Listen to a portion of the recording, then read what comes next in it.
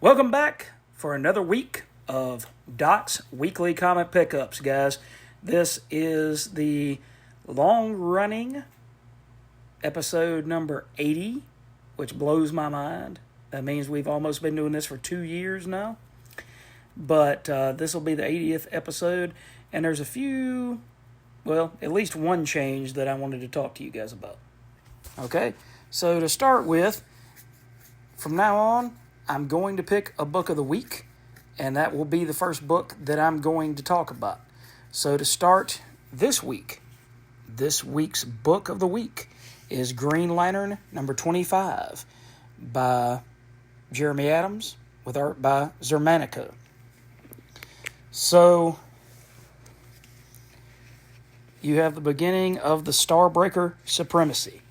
And what is the Starbreaker Supremacy, you ask? It is the ascension of Starbreaker, who is trying to build his own set of lanterns. Because, as we all know, in Geoff Johns' run, the Emotional Spectrum was born, and there were many lanterns, whereas there used to just be one Green Lantern. Then he pretty much expanded that into the Roy G. Biv School of Colors and the Color Wheel. And each color represented an emotion. So I know most of you guys watching this already know all this, so I'm going to skip through the rest of the story of the Emotional Spectrum. But I've got to say, if you've never read that stuff by Geoff Johns, what in the blue heck are you waiting for? That was some of the very best Green Lantern stories that have ever been told, and I absolutely recommend that you go back and check that out. But anyway, back to Green Lantern 25. First off, we have 2 years of Jeremy Adams on Green Lantern. I couldn't be more excited. You've got Hal Jordan, you've got Kyle Rayner here, you've got Starbreaker, you've got all of these different characters, and the Lanterns are trying to relight their emotional lanterns to stabilize the emotional spectrum, which, thanks to Sorrow and Starbreaker and all of their machinations over the course of the last few issues, it's broken the emotional spectrum. And people are lashing out with rage. They're feeling intense sorrow. They're going through all of these emotions in such strong order that it's breaking down not only the emotional spectrum, but the entire universe. It's destroying or attempting to destroy the entire universe. So you've got Superboy and, Aya. You've got Kyle Rayner here. And this particular group is trying to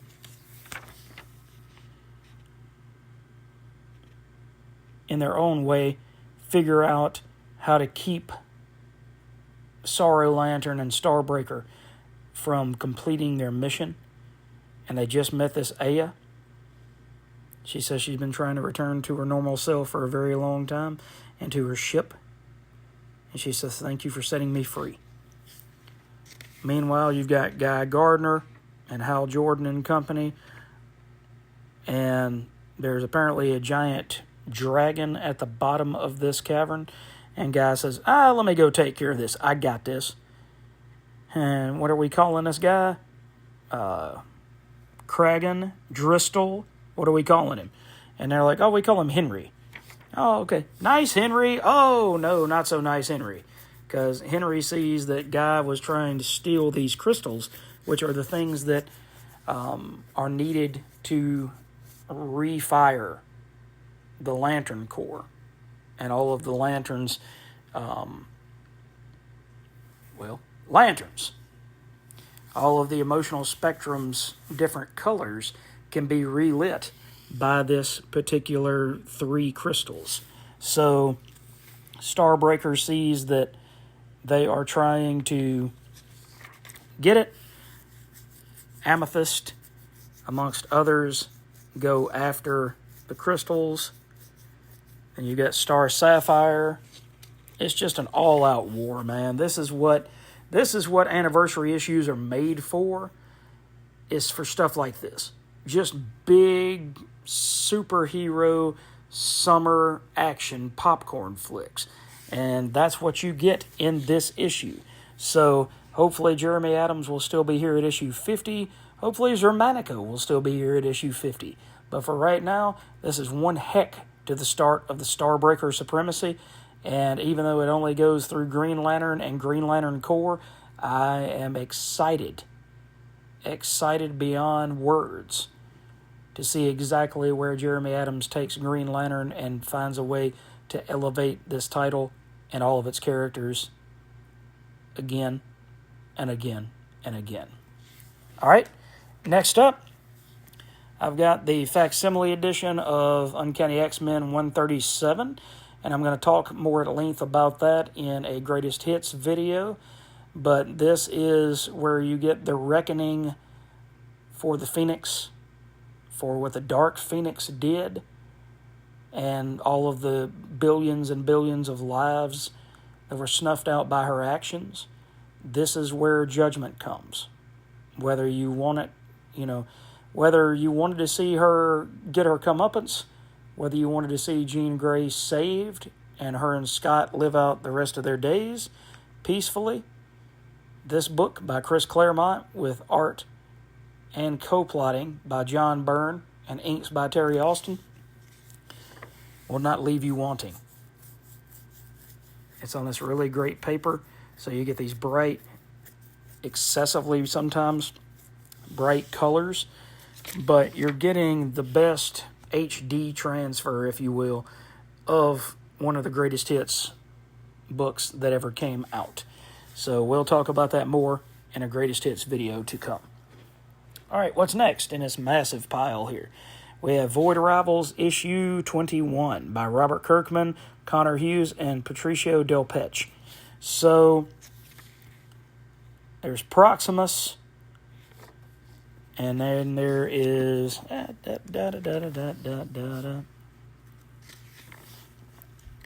let's see. Why can I not ever think of names, guys? Why can I not ever think of names, and why do I not come better prepared? That is also going to change within the next issue.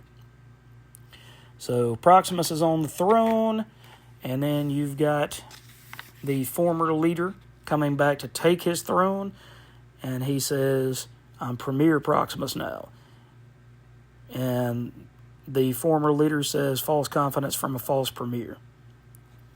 So you get these two fighting, and Proximus is blown away. He's like, "How did you do this?" And he said, "Because I was the only one that put you down the first time and put you into exile. You're a pathetic combatant." So you get the reascension to the throne of this character. You also get Salila and Derek talking about going back into battle against the Agorians. Well, actually, the Agorians go into battle against the Zertonians. So let me get this right. And you get to see the beginning of this massive space battle. Skuxoid is still skulking around here trying to figure out what's going on. You see Derek lead these other pilots into space combat. You've got the best of Transformers. You've got, every once in a while, some G.I. Joe mixed in. And you've also got this massive space epic that makes you kind of think of Star Wars. The good Star Wars. The original trilogy. Not to say that episodes 1 through 3 or that 7, 8, and 9 are terrible, but for those of us that grew up in a certain time, episode 4, 5, and 6 are the pinnacle of that story and the most beautiful pieces of that puzzle. And so that's what you get with this, is so many of the pieces in the Energon universe that Robert Kirkman and Daniel Warren Johnson and all of his co-creators have worked so hard to put together, Joshua Williamson, then you get all the toys put together at the same time. And who could ask for more than that? It's like getting 2 scoops of chocolate ice cream when you only ask for 1. This book is a very, very close second to being Book of the Week. Rick Remender and Paul Azaceta with Matthias Lopez. This book gets better with each issue. This has got emotional baggage. It's got Spring trying to figure out how to get away from these cartoon characters. You've got these bright colors on some of these characters that reminds you of Winsor McKay and Little Nemo and things of that nature. You get to see the damage, the emotional damage that was done to Spring, because her family in this vision is laughing at her and saying, you know what, the life is so much easier when you're not around. You've chosen to walk away from a lot of us, and the reason that you did that, we don't want you around either. We don't really care what your reasoning was. Instead, we want you to go back into the dark corner that you've been inhabiting, and we don't need you here. But instead, she stays strong. 2 of the 4 sisters have fallen to this strange entity. But she decides to be strong and hold out. She says, I'm not gonna do this.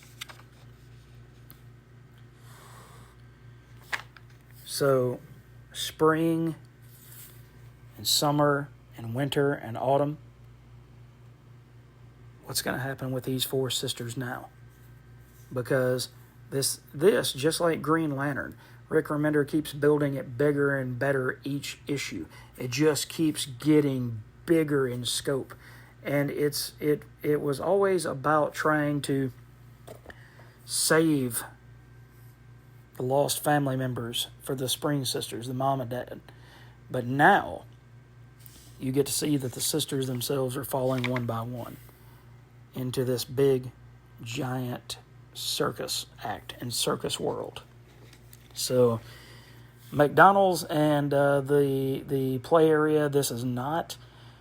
Instead, you have real consequences, real stakes, and you've got one sister and now 2 that really love their other 2 sisters and their mother and father, and they're determined that they're going to break them free from this evil circus, from the forces, the demonic forces that hold them captive. They want so much just to bring this family back together. So another prize story by Rick Remender that hits you in the feels when you're not looking. Lost Fantasy, I'm dropping this after this issue. It's not that it's the worst book on the shelf. It's another one of those that kind of has, to me, a high concept thought process behind it. And I don't know if I'm just not able to have that kind of brain power anymore. But Lost Fantasy is lost on me. Just like the Power Fantasy. So maybe I'm just not a fantasy fan. Maybe that's what it is. The art is very scratchy in here. It's almost like a Sean Phillips or something like that type of story. I get what the main gist of it was that Blackheart was infested with this worm creature, and so that's what was making him do the evil things that he was doing. But other than that, I don't really have any idea about what in the blue heck is going on here. Or should I say green heck? Not everything has to be blue. But all kidding aside, I don't really know what's going on in this book.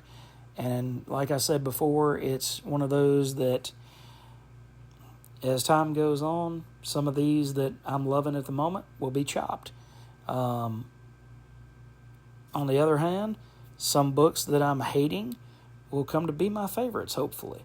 So, unfortunately, I'm going to drop Lost Fantasy after this issue because I just don't have the time nor the resources to really buy stuff that I'm not enjoying. Now, that being said, how cool is this Conjuring cover, man, for Feral Part 15? Image Comics, Feral Part 15. Don't get scratched. So, that's a really cool cover, and I was hoping to find that cover, and when they pulled it into my box, then that's the one they pulled out, so I think that's really neat. We get the survivors in this Don Bluth film on comics paper. We get some that are just trying to protect themselves and protect the group that they came in with, and these cats that are living in Pet City they don't get outside world. They don't get the outside world.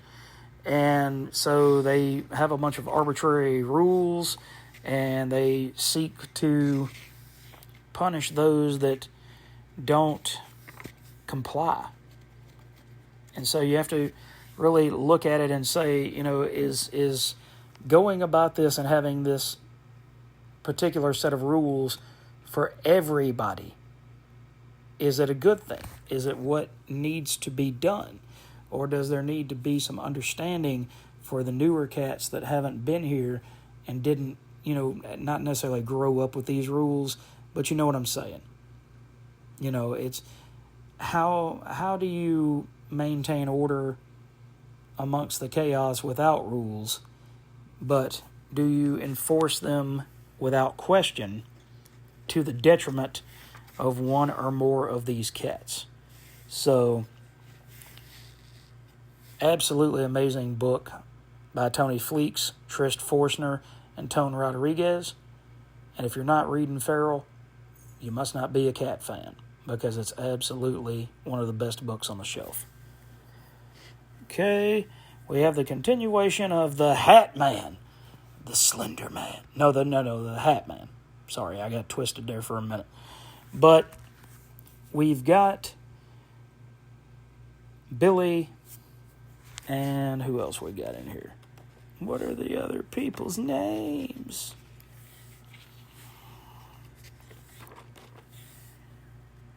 Don't think about the Hat Man. That's not a character's name. All right, so you got Bobby.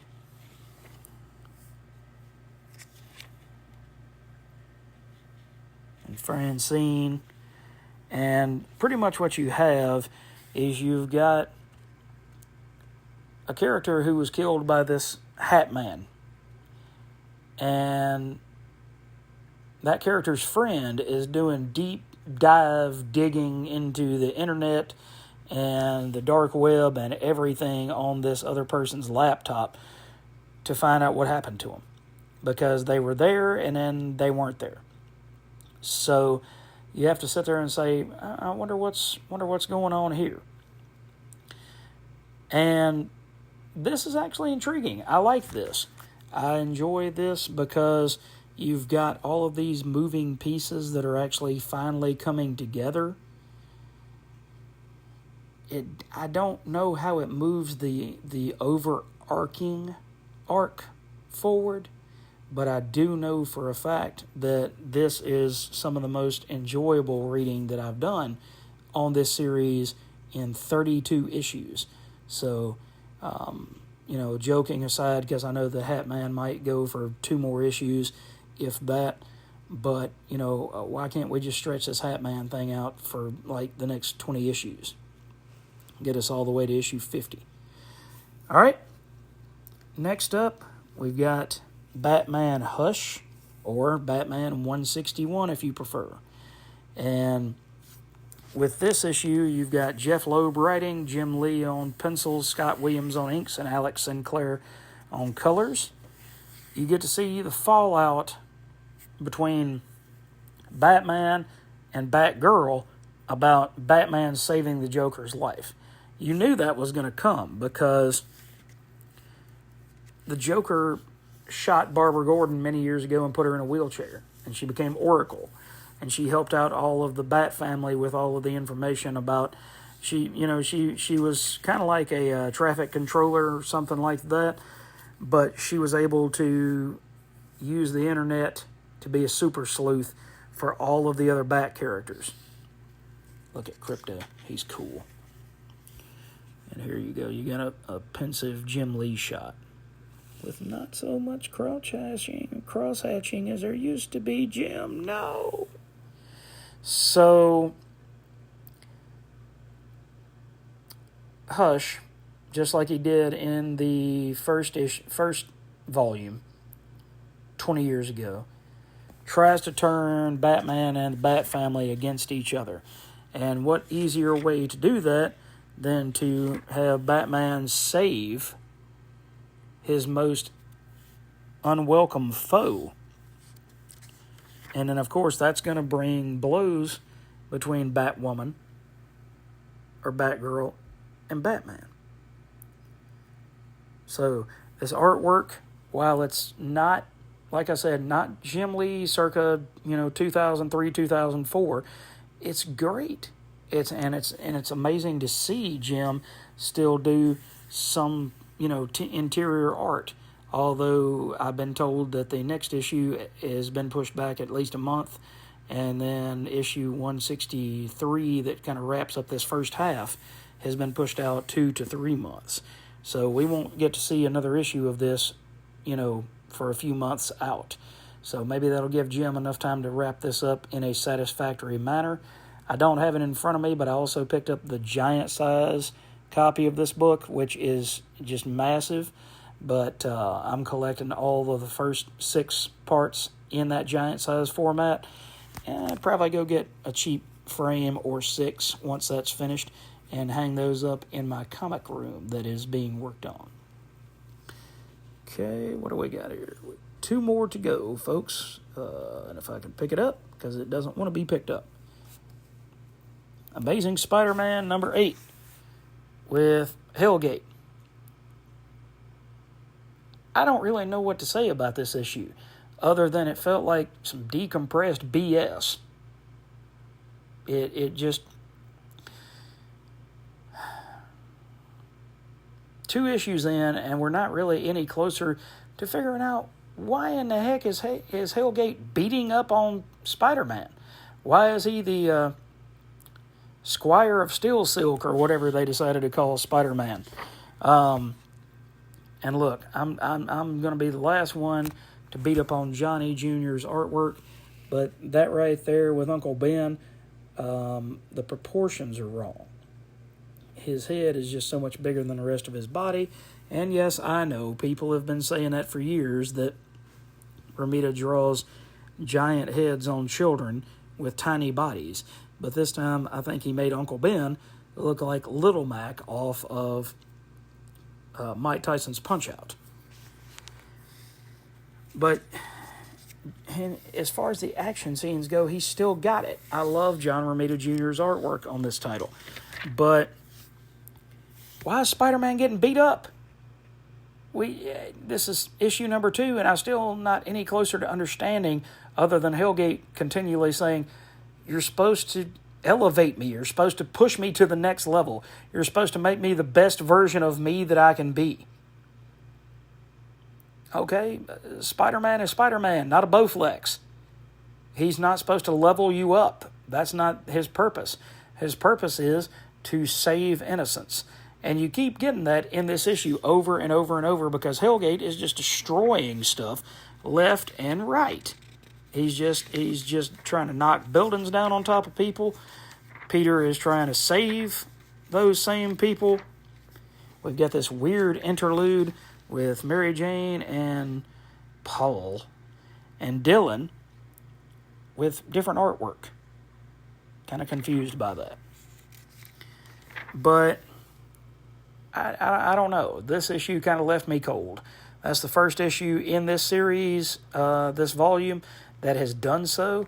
But unless we kind of figure out who in the heck Hellgate is next issue, I'm going to be kind of disappointed with how this one wraps up. Okay, and last but definitely not least, we have Absolute Wonder Woman issue number 10 This is by Kelly Thompson with art by Hayden Sherman and colors by Jordi Belair. And you get to see Diana and her Minotaur friend fighting their way out of this underworld.